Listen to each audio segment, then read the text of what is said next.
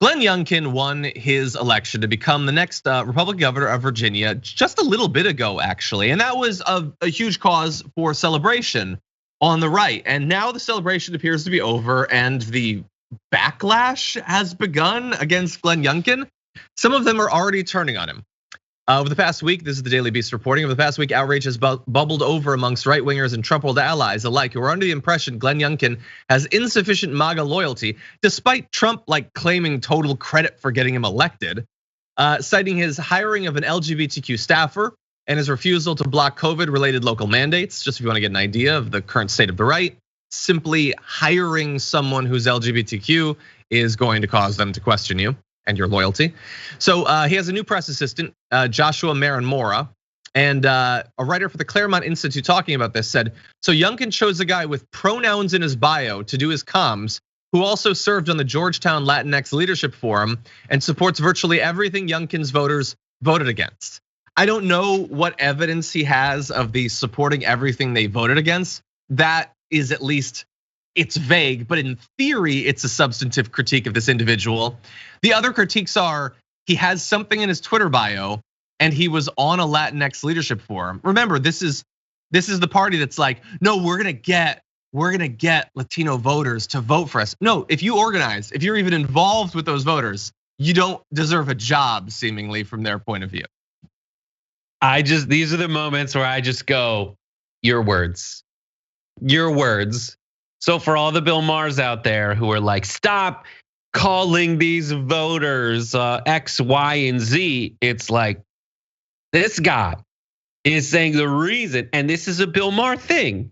This is not, I would say, evaluate it for yourself whether this is cancel culture, but I'm just pointing out that the reason this guy hates the comms director or whatever this official is within the Youngkin administration, the reason he hates him is the reasons he listed. And those listed reasons are it seems like he's part of the LGBTQ community, and that's what this dude thinks his voting block is all about. So Bill Maher, you tell me, and I honestly think, and I know I'm using Bill Maher, but he's representative of folks that have glommed onto cancel culture because people don't laugh at their jokes, and just go you tell me what you want to do in that situation. That's an earnest question.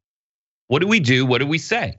And then I'll come back at you with aren't you trying to cancel these people who are just communicating their feelings about the LGBTQ community? And then also what do you suggest we do about it? What if putting a phrase in your Twitter bio should presumably result in you losing a political job, how can you describe that from the point of view of the person doing the firing or the not hiring as anything other than, I guess it was politically incorrect? It was incorrect to do that politically, but they don't like political correctness and all of that. And they literally will stop you from being hired if you put he in your Twitter bio. But I mean, that's what Bill Maher will roll his eyes at. He's like, you're making it so hard for us. It's like, well, buddy, what do you want? What's your approach? Because as in Bill Maher, he took someone else's approach. He didn't come up with his own. He allowed BS framing to dictate the conversation. And in this, I just don't know what to do. You're gonna glom onto someone using their pronouns because I got a feeling that's not what they have a problem with. Yeah. It's not that they listed their pronouns or whatever. Which is just a way to be nice to people. Race and call them by their name. Exactly. No, and look, he could come to grips with the fact that political correctness and cancel culture are not what the narrative wants you to believe they are. They in fact are terms that could be applied to how virtually some of every type of person responds to things they don't like.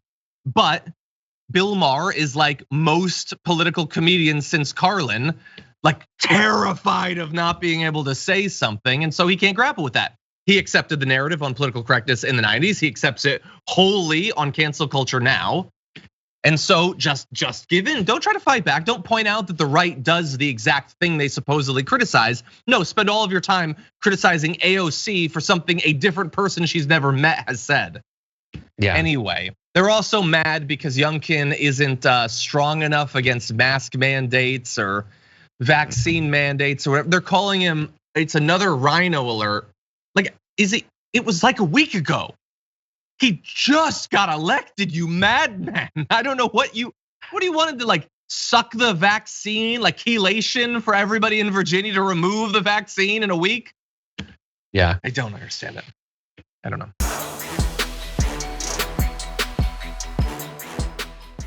Check out the Damage Report podcast each day, wherever you get your podcasts, whether Pocket Casts or Stitcher or iTunes. You can join me as I give you the news and stories you want, with a range of co-hosts and interview guests jumping in on the fun each day. Again, that's the Damage Report, wherever you get your podcasts. And if you get them at iTunes, don't forget to rate and review. Sometimes I'll read them live on the show.